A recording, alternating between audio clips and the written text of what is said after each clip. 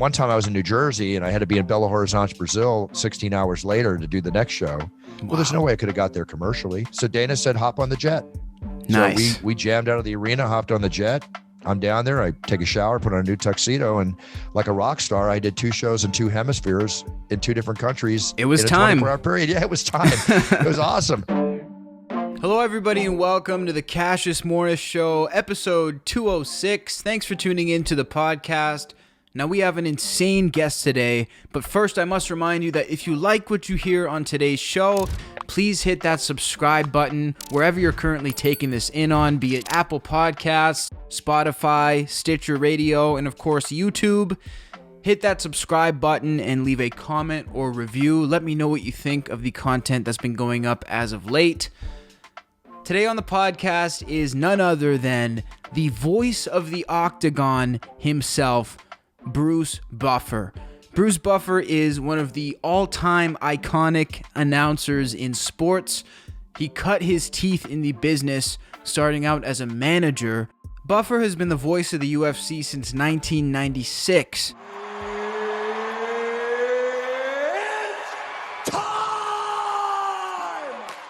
Performing at thousands of live and pay-per-view events and touring in countries all across the world. On top of the UFC, Bruce has 12 film and television credits playing himself in movies from Here Comes the Boom to Hot Tub Time Machine 2. Bruce is undoubtedly a staple in sports and popular culture, and it's an honor to have him on the show today. I hope you guys thoroughly enjoy this interview. I know I certainly did. So without further ado, let's get into my exclusive podcast with Bruce Buffer. Bruce Buffer, thank you so much for joining me. Thank you. I really appreciate it, Cassius. I'm here, baby. I'm here. 100%. Working hard, working like crazy. I mean, give the people, if you can, a little peek into the life of Bruce Buffer right now. I mean, what's going on with you? Well, right now, obviously, I got back from Fight Island. We had those 3 amazing shows culminating into the amazing UFC at 257. The performance by Poirier against Conor McGregor, which I never pick fighters to win. I always say, may the best man win. But I did say if he was going to win, he'd have to fight in a certain way. And lo and behold, he fought exactly that. The only thing I didn't talk about was the calf kicks, which immobilized Conor's leg, which was a phenomenal thing to train. And I just had Poirier and Mike Chandler on my podcast yesterday. And had them explain a lot. And Michael Chandler is now, very few people come along where it will, like Conor McGregor and Ronda Rousey and John Jones, who have what I call the it factor, aside from being amazing mixed martial artists, as all the UFC warriors are. And Michael Chandler's got an amazing career ahead of him.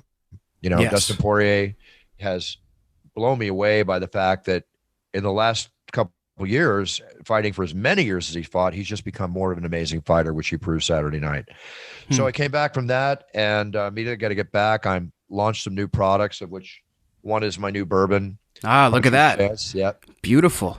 And it's got a 9.5 rating. It's the highest rated bourbon in its price point here in the United States. It will be in Canada, probably within the next year.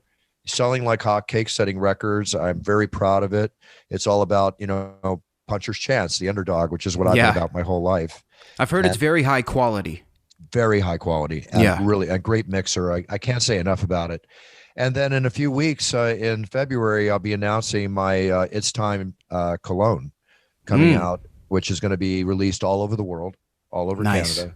That's a big deal. And I'm working on that right now. And, Kristen, my partner, and I, we do a tremendous amount of videos and audios for championship introductions for the fans, weddings and birth of babies and all the stuff I love to do. I get some really crazy requests at times. And we do a lot for businesses. I just got off the phone with a realtor in Canada I'm doing a video for, which I do a lot for Canadian businesses. So if anybody's interested in me being of service to them, just go to brucebuffer.com, or I'm even on Cameo. I don't know if you heard about Cameo. I have, yes. It's an amazing app, and I saw you dump somebody's girlfriend for them on there. I didn't do that on purpose. Not on purpose. No, he sent me the recording and the script, and I approved it. And I thought, wow, maybe she's buying a new house, maybe she's buying a new car, maybe she just got out of college, maybe it could have been something like that. But who would do that to a girl? I thought, that's no way to do it. Be a man and talk to him in person. Right. But it turned out to be that, and TMZ got it and it went viral all over the world. It's like, That's God, how it goes, I guess, right? They it's, take the one little thing and they run with it. right. But TMZ did a story on me and they said, we know you didn't do it on purpose because we know you, Buff. And I said, yeah, no, I would never do that. I openly apologized to her and said to contact me, which she hasn't yet. And I think Kaylee was her name. And I said, I would, and I was going to give her a gift and, a nice video to maybe send back to him. Yeah, a little back and forth. Yeah, but that's not, I don't do that. So anybody that's listening, if you want me to give you a video to break up with your girlfriend or something like that, forget about it. I'm all about class. Yeah, forget about that. Through. Yeah, that's the only one that'll ever slip through. But as a result of that, as perverse as our society is, I had a record month of cameos in December. I think every day I was filming 5 or 10 of them, at a minimum. Wow. It was crazy. So all good. I give partial proceeds of all my recordings to animal, military, and children's charities. I'm trying to pay it forward as best I can. So it seems like you're very good with just rolling with the punches. Like the entire market changes. Most of the things that everybody's doing is homebound, and Bruce Buffer hasn't missed a step. I mean, how does that work? Well, you have to adapt in life. You have to realize where you have to make changes. I'm 63. I've owned my first company since I was 19. I've owned a variety of companies. I built businesses. When the social media world came on, you realize you have to adjust to social media. Previous to that, when the internet came on, I used to stay up at night making 200-300 faxes till 2 a.m, promoting my brother, promoting my businesses, and tirelessly doing all that. And then it became where I could push a button, right? And social media happened. So the world is getting easier for direct marketing. But now that we're locked at home and we're going to be in this COVID situation, I'm sorry to say, for many months to come, I don't know if we'll ever get back to normal the way we know full normality, but we will have to adjust. So I've adjusted the business and I've turned a lot of my business over to virtual reality through videos and audios. And I've actually increased my business and had one of my biggest years ever last year. Yeah. But it's doing it in a way that services the business and gives people what they want. So you just have to, it's like roll with the punches. When I used to fight or stuff, I was never a pro, but when I'm standing across and get hit, you roll with the punches, man. It's just, that's what life's all about. The similarity between fighting and the reality of life is completely the same. When to be offensive, when to be defensive, I can see that. Yeah. It's like poker. You push all your chips in, you put somebody to a decision to go all in. One or two things going to happen, like in a fight. You're going to get their chips, or you're going to get knocked out. You're going to knock him out, or you're going to get knocked out. It's the same thing. So it's all about timing. 2 rules. Life is very simple. In fighting, to me, you can do, fancy spinning back kicks and all. I mean, I can do all that stuff and everything. But, the bottom line is a jab, a cross, a front kick, a roundhouse can win with all that. Right. I call it straight down the pipe. Just get it straight down the pipe. And that's the way I do business. It's less about the details and more about just executing ultimately. The shortest point between A and B is a straight line. People that want to go like this, they're going to waste their time more times than not. Straight line. Straight line. That's an interesting way to look at things. You mentioned that your first company was at 19. I just wanted to go back there for a second. What was your first company and how did your business sense creep in? Was that in your blood from a young age? Yeah, my father, an amazing man, never graduated high school and wound up running Fortune 500 companies, was an accomplished published book writer, screenwriter, amazing voice, better than Michael's and mine. We always say he had the best pipes out of all of us. But he taught me at a young age. And, we moved from Philadelphia to Malibu when I was 15. You would think we were rich. We were not rich. We were middle class. He quit his job and just wanted to learn, just to follow his writing, which he was already accomplished in doing, and he quit with the money he had in the bank. We went broke, at least on a couple of occasions. And as a family, we worked together. We were big collectors of antique militaria and such. And we would go to what they call these collectible, artifact and gun shows. And as a family, I used to work these shows with my dad, on Saturdays and Sundays. I'd be off school and then I'd spend the weekend working with my dad and learn how to sell, learn how to talk to people, learn how to pitch, felt comfortable. And then I started my first business at 17 in high school. When I was at these gun shows, I used to see these jewelry booths of jewelry where people could buy necklaces. And back then was popular was turquoise and Hishi and mother of pearl and all this stuff. And so I learned from this guy at the show how to make, strange for me, how to make necklaces and bracelets and earrings. Right. So I would buy the material, and for $5 or $10, I'd make these necklaces. Back in 1975, give or take, I was selling for $25 to $60 a Yeah, piece. And that's good money. It's good money. I was clearing $800 to $1,000 a month, Wow. and that's a lot of money. I mean, by today's standards, that's like $3,000 to $4,000 a month. Yeah, that's a good living at the time. Yeah, my girls, friends that I would go out with, we would go to nice dinners and go to mammoth skiing and take trips. And I had I one time, and I wrote about this in my book. One time when my family was on a down spot, I went to my mother and I needed $75 to give my friends to be part of a group trip to Mammoth Mountain to go skiing for a weekend, right? Mm-hmm. And I didn't have it. This is before I started the business. I was like 16. Okay. And I said, Mom, can you loan me $75, right? I don't really have it. I can't do that. 2 days later, she came and she handed me $75 in cash. And she said, don't tell your father. My mother's never said that to me. Wow. Now, I went to the trip, and about 2 weeks later, I get home, and at about 1 a.m, I hear them talking, and I woke up and I overheard how they couldn't pay the $575 rent that we had that month. It caused me to cry in bed and realize that, because as much as I love my parents, I said, I will never, ever borrow money from them again. I will do what it takes to make money so that I can always take care of my parents if this ever happens again. And I never changed that attitude. It was a big turning point in my life. And then when I was 18 and I graduated high school, I went into college, and I saw a job card on the job board. It said earn $250 to $450 a week selling over the telephone. Well, I had a gift for gab. I thought, what was that? So I went in, got the job, had to get up at 4 a.m. to drive to work and be there at 5 a.m. to call the East Coast because I was in California. And I saw these guys making like $800, $1,200 a week. And, think back, this is 1975, right? Got to keep converting. Adapting. So I became the best salesman within 2 weeks. And I saw the sales manager making a couple thousand a week. And I said, I want his job. And I had his job within 3 months. And then I was watching the owners driving their Porsches and Ferraris and realizing I'm the one that's making them thinking as we do when we're young, we don't really know the full picture. Right. This is because of me and all the work I'm doing. So I started my own company, right? Okay. At 19 with 2 partners, and 80% of the sales force, because I motivate them so much. I'm a natural motivator. It's one of the things I love to do. I have a 3-foot theory. I want everybody around me to make money, be healthy, be happy. I don't think about myself, and then it all comes back to me. And I approach this attitude in every business I'm in, including the UFC, because I go far beyond being just the Octagon announcer. I've done so much for the UFC because I want to, and I've never asked for $1 for anything I've done. I just wanted to see the brand get big, which I feel that I've helped promote very strongly in the 25 years. As of February 16th, I've been doing this. Long story cut short, started the company within 6 weeks. I got their sales force. They left. I didn't ask them. They just came over. I hired them. I got sued for $1 million at 19 years old. Right. Man. One of the worst summers of my life. I didn't know how to deal with it. Why were you sued? Today, because I know how to deal with them, especially. I was sued because they wanted me to come back. They sued me, and they had the money to make it hard on me, run up attorney fees, threaten me with a lawsuit, the whole bit. I mean, it could have been fought in court, but when a little advice to everybody, avoid lawsuits. The only people to make out of the attorneys. If an attorney wants to take it on contingency, so be it. Let them have it, and hopefully you make some money. But, I deal with violations of my trademark and Let's Get Ready to Rumble all the time. I've dealt with over 500 of them, but I've only physically sued somebody 5 times. I get it settled within 3 weeks because I'm in the right. Anyway, long story cut short, I wound up going back to work for them. They dropped the lawsuit. They paid my attorney bills. They paid me more money coming back and gave me a piece of the company. So in any way, it all worked out. And then eventually I left them and started my own business again. And you kept it rolling.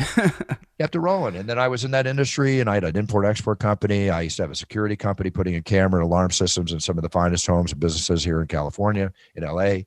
A variety of other businesses. I've cut my teeth on a lot, which has taught me my business acumen. I never graduated college. I don't say there's nothing wrong with that. Go to college. But if you want, I was in college for 2 years studying business during the day, during the evening. I would go to work from 5 a.m. till 2 running my company, and then go to school, at night. And I just figured, you know what? Let me just take a break here. I want to go learn it, the streets, cut my teeth in the streets, become streetwise. And if I don't make it, I'll go back to college. Well, I never went back to college. And it would have been there if you needed to, right?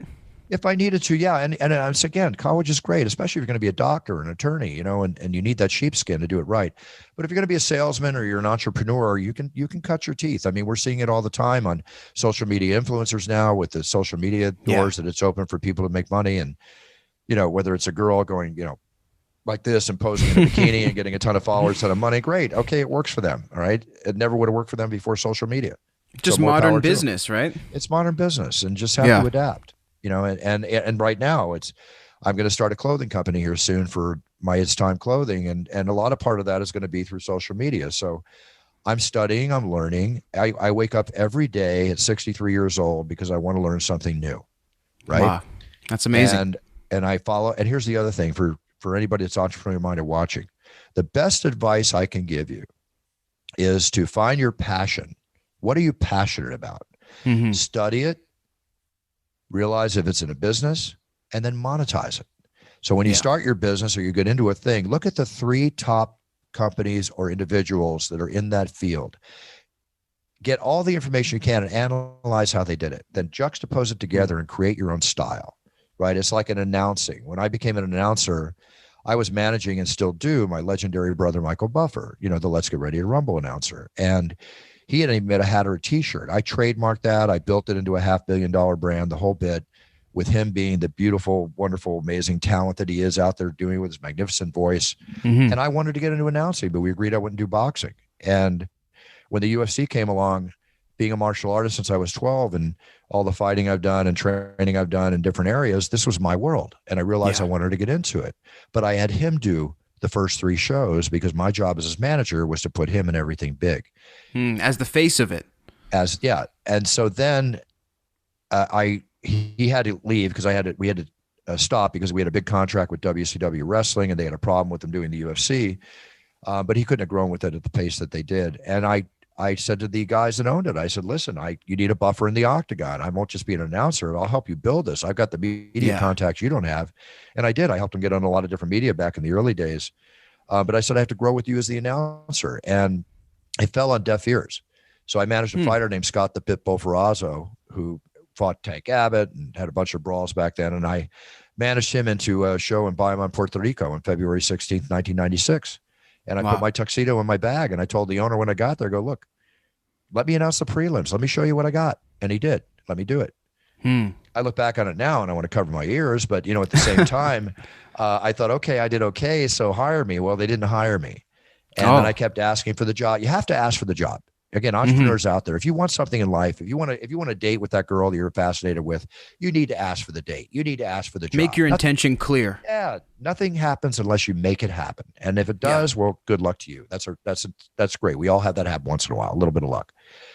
So they called me back and they had me announce UFC 10 in full, which I did in Alabama about 6 months later. And then I thought, hire me. No, they hired somebody else, a friend of the producers. Now I'm getting to the point where I'm tired of asking. I'm tired of stopping in New York and taking them out to drinks and doing whatever I can to try and get my point across. And I got a call from the owner, and he said, look, Warner Brothers produces the TV show Friends, and Tank Abbott's on it, and John McCarthy's on it. And right now the announcer's a voiceover, but they want the real thing. So they want to come down and pick up some audio and tape of you. And I said, fine, send them down. I got a call from Warner Brothers that afternoon. You're hired. You're going to co-star as yourself. And I use that as a bargaining tool. And I called the owner. I said, listen, you're going to be on the set. We need to meet at lunch.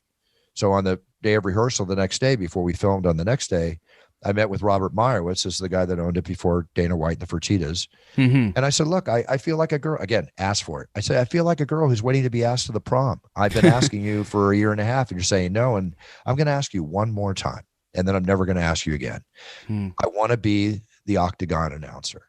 I want to help you build this brand. I can help you much more. I'll go way out of my way. If you know my business acumen, you know what I'm like. It was the best poker hand I ever played in my life. Yeah. And I announced every single show for some 15, 16 years before they had to bring on Joe Martinez to back up 6 shows a year or so when I can't be there. Or one time I was in New Jersey and I had to be in Belo Horizonte, Brazil 16 hours later to do the next show. Wow. Well, there's no way I could have got there commercially. Yeah. So Dana said, hop on the jet. Nice. So we jammed out of the arena, hopped on the jet. I'm down there. I take a shower, put on a new tuxedo, and like a rock star, I did 2 shows in 2 hemispheres in 2 different countries. It was in a time. 24-hour period. Yeah, it was time. It was awesome. But that's not going to happen anymore. You got to be a little more careful in this day and age. And Joe Martinez does a fine job, and I'm very comfortable with him being there when I'm not there. And it's important. It's a big company. You should have a backup. But I've done this show with a blown ACL, blown back, 104-degree temperature, the flu, you name it. You don't know it. I don't complain. I'm not fighting. I'm announcing. I get out there and do my job. It's nobody's business how I feel. you know? That's And so interesting. that's, that's who I am. That's what I do. I have to every night, just like last Saturday at 257 in Abu Dhabi on Fight Island. Yeah, I've been doing this 25 years. Yeah, like me or don't like me, I just go out there, do the best job I can. But the bottom line for me is for my passion is when I go out there, okay, I have to do the best job I can. That's like my first night. I Right. have to prove to myself every night I walk in that octagon that the powers that be, Dana, the people I work for, the great fans who I love and I hope to see soon in the future, and especially the female and male fighters, these warriors that I want to enhance that moment for them. I have to prove to them and myself that I deserve this job. And the Right. moment my passion wanes, or I can't physically announce the way I announce, because I will refuse to stand still like most announcers. I'm sorry, all respect to them.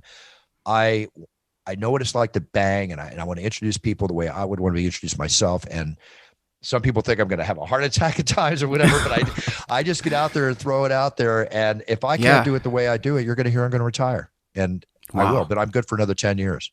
But if I physically can, or my passion wanes, it's time for me to just not bust my ass traveling the world the way I do to do everything. Because there's sacrifices that all of us make doing that, whether it's family, relationships, you name it. Yeah, it's a great job. It's like being James Bond, not having to kill anybody and put a tuxedo in a bag, find a casino. I always joke, kiss a pretty girl, come home, whatever the case might be. But that's it. That's it. But again, it's work, and the trick is to make the job look easy, right? Which I think you accomplish so well. But by no means do I think it actually is easy. You can definitely tell that you're making it look effortless. Thank you. I appreciate that. Except when I have to do a 360 in front of a monster like Brock Lesnar. Right. But those I love moments that too. maybe are a little iffy. But I mean, that's for anybody, right? That's a big move. Yeah, especially in, tuxedo and street shoes and 20,000 people in the arena and millions watching, I don't want to slip, but, did what I did and over and done. Let me ask you, why was it so important to you, Bruce, to be the voice of the Octagon? When you were being told no over and over, what was it inside of you that kept you pursuing? Did you just feel that this was so right and you knew it, or was it not even that certain? I mean, what was it? No, I was totally certain. You were certain. I knew the UFC was going to be, even though it was a spectacle back then, and when McCain, said we were human, I was human cockfighting, and when In Demand took us off the air and whatever, I knew in my heart that with refinement and rules put in place properly and everything else, I knew it was going to be the biggest thing in fighting sports. And I knew that I had to take the short end money because I was losing money doing shows, going away for 2 or 3 days. I made a little bit of coin, but it wasn't what I could have made. I lost money. Yeah. I was willing to make the sacrifice, and I could afford to make the sacrifice due to my other businesses, to put in the dedication and the effort because I was following my passion. Yeah. Right. I get back to passion. Always. And when you have passion for what you do, when you get knocked down in business, like getting knocked down on the canvas, like Rocky says, you need to get up, move forward, and punch harder than ever. Yeah. And that's what I do. And that's the way I handle my life. And I knew it was going to be what it was. And I knew I had to do this. And everything since I started in 1996, I will honestly, because I don't lie unless I'm playing poker, I will lie through my teeth to get all your chips. But in life, I tell the truth. Yeah. And I have no time for liars, arrogant, and conceited people. I'm sorry. I got no time for that. But I basically just follow my dream, And like I say on my podcast, at the end of every show, I go be a role model to your sphere of influence, set your goals, learn about them. So when you step on that path, you can be the best you can be. Whether you're winning, whether you're number one is not always the case. But if you're the best you can be, then you're winning. Okay? Yes. And that's how I lead my life. It's very important to you to be a role model, isn't it? Yes, because thank you for saying that, because we live in a decaying society in morality, which has obviously been witnessed more in this last 4 months with the president that we had in place and all that's happened with that horrific January 6th date in our state, in our country's capital. And even before that, and the respect factor that people have, I treat everybody with respect. I treat everybody the way I want to be treated. If you put your hands on me, then I will treat you the way you're trying to treat me. Okay. Right. I will fight until I'm just a bloody mess, whatever. I don't care. I will fight for what I believe in, but I will treat you with respect. And it's all to me about honor. That's what true martial artists are all about. And, people don't seem to have, many do, but I've seen such a difference because I've been alive now for a period where I've seen a number of different generations, Right. and I've seen the changes that have taken place. And a lot of people my age and, younger and stuff are not happy with what they're seeing. Right. And I worry about the future, about where we're going to go. I worry about the pandemic and the effect it's having on our children. My 12 and 15-year-old boys I help raise that can't go to school and are losing a vital period of their life of socializing and getting their first kiss and going to parties and maybe losing their virginity and all these wonderful things that we all went through as amazing happenings, and it's being delayed and changed. And I worry about the effect it's going to have on them, or where they're sitting there, and I do it too. They're on the couch texting to each other. Well, talk to each other, right? In the same house. Yes. I really worry if you're going to find somebody that can go into a room and close a sale to 10 people in 5 years. The communication is key. And I want to do everything I can to help strengthen that. And aside from that, the reason I get upset with some fighters, and names will go unmentioned, if they do the wrong thing in public, when they're in a position in life so high that they can be a role model and shine to these young people. It bothers me when that happens. And I'm outspoken about it, because this is your moment. To be great is to be humble. To be great is to give back. If you have that position, sure, cash the paycheck. I'll be the first one to the bank to cash a paycheck every morning, but I'm not about the paycheck, Right. There's bigger things than that. Yes, there is. It's a personal want. I know there's people out there that maybe don't see it the way I see it, but you know what? In life, you have to follow your who you are. You have to believe in who you are. You have to be happy within yourself, or as I say, love yourself. And I don't mean that conceitedly. I mean, love who you are so you can give love to people around you and maybe find love yourself, Right. Take pride in yourself and what you do. And that's an energy that's attractive just in general, I think. And it doesn't matter if you're the president of a company or you're the person packing the boxes. Life is a pyramid, right? Fathers, the grandparents, the fathers, the siblings, all the way down the family tree. The president, the vice president, the CEOs, the salespeople, the secretaries, the people that answer the phones, the people that pack the boxes, the base. Well, you know what? If that base isn't strong, and if you don't respect and cater to that base and motivate that base, then the pyramid falls down. Yes, it's a very simple theory. It's a structure. It's a structure, and you want that house to be strong. And that, I've spent a lot of years, and I wrote about this in my book, It's Time, which I partially wrote to be a motivating factor for young entrepreneurs and help them maybe, avoid a year of trial and error, right? That's important. And try to teach by example. You got to lead by example. As an example, we had a president that wouldn't wear a mask, right? And let's face it, safety and protocol, you got to get through this. We have to. That was so confusing for a lot of people. We're being told to wear it, and then we're seeing many leaders not doing it. I mean, that was a confusing time. Confusing, and it's like nothing will happen unless you lead by example, and you want to be part of the solution, not part of the problem. Yes, I would agree.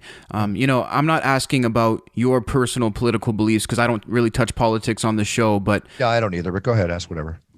Just in terms of having somebody who was affiliated with the UFC before becoming in power, was it difficult to handle that sort of when having that person become president and then coming into the UFC? Was that hard for you at all? No, not at all. I'd met Donald Trump many times over the years.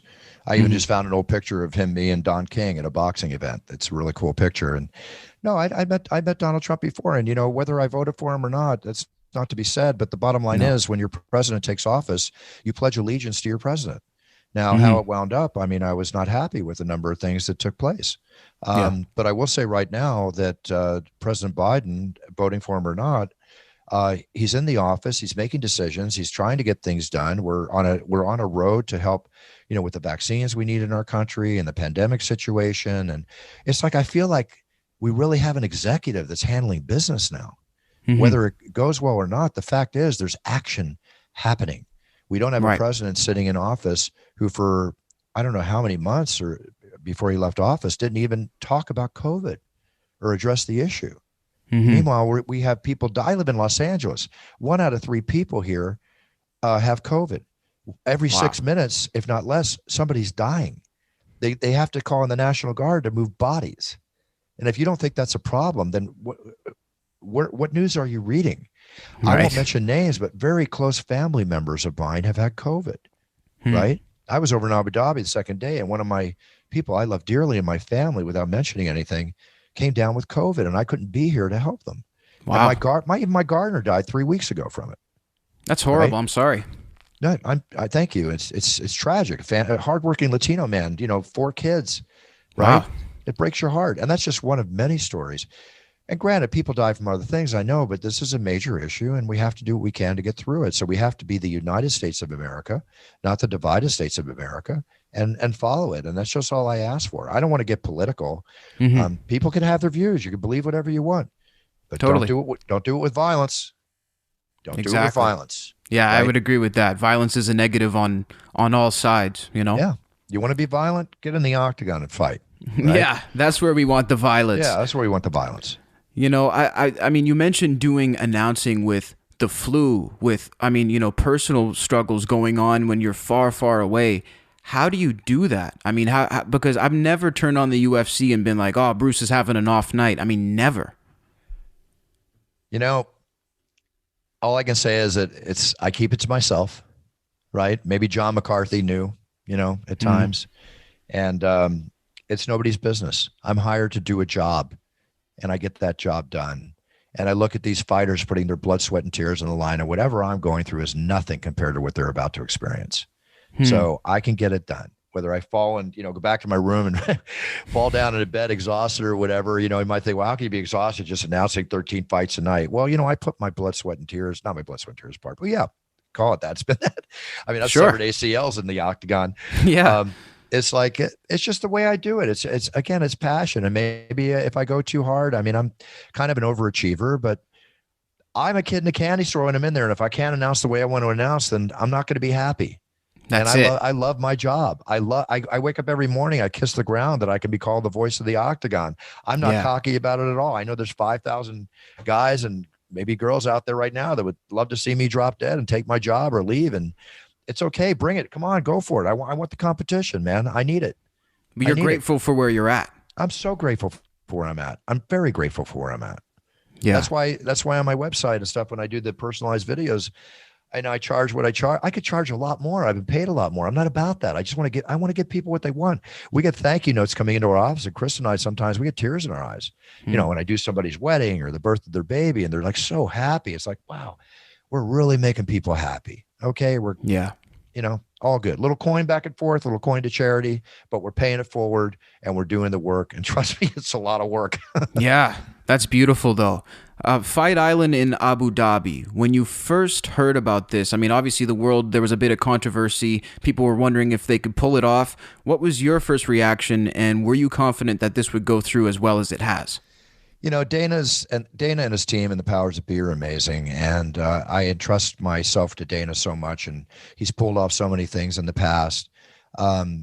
I knew, and Dr. Jeffrey Davidson, who I've had on my podcast, was the COVID doctor for us and for the NFL. I knew that the safety facts should be put in place.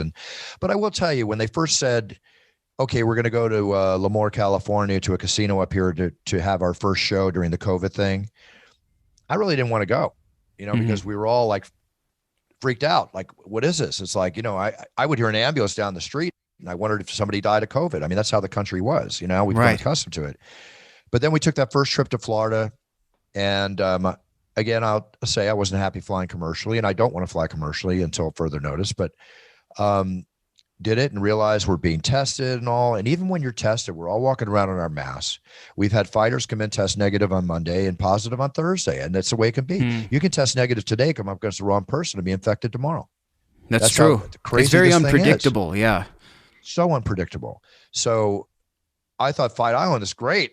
Maybe I'll go surfing during the day and do the show it like when I do shows in Hawaii and stuff. I thought, wow, this is great. Well, is it going to be the Bahamas? Is it going to be Fiji? Is it going to be wherever? Then when I heard Abu Dhabi, I went, oh, really? But then again, and I've worked for the Sheikhs over there doing the World Submission Wrestling Championships, the ADCC, and I did that back in '98. And it's a great country. It's an amazing country. It really is. Yeah. and I thought, okay, great, embrace it, do your job. So then I got to go to Vegas, get tested, quarantine for 24 hours, get on a plane with Dana, everybody, a private Etihad jet, commercial jet flying us all over. We land, it's an adventure. We're tested, quarantine, tested again, quarantine for 48 hours. And, I'm staying in a suite at a beautiful 5-star hotel called the W Hotel. The service is amazing. The food's delivered in hazmat suits, but everybody knows you by name. And they know I work out, so they leave kettlebells in my room and yoga mats. Nice. I know I'm going to be stuck in there, and I can't thank them enough. It's a 5-star jail. Okay. It's a 5-star. I like that. A 5-star jail. And it's do they have like racing around there or something like that? This last trip, they got the F1 track, and I have to stay awake at night, sleep during the day. And I'm waking up to the cars going around and hitting the wall outside my room. And it's I called down for some earplugs, but you know what, again, it's an adventure. It's like, I have nothing to complain about. I'm in a 5-star, beautiful hotel, incredible food, the whole bit. And there's people out there that can't even get a meal right now because they're suffering so bad. So what the hell do I have to complain about? Right? That's a great outlook. I have nothing to complain about. No matter how bad a situation you're in, there's always somebody that's got it 10 times worse. So deal with it. Deal with it. Like John Lennon said, there are no problems, there's only solutions. And sometimes in life, there he is. And in life, and my buddy Joey over there. So in life, that's my man. In life, you have to embrace it. I mean, if you just have no choice. Yeah. That's just fact. To wrap it up, I have just a couple questions from social media from some fans of yours.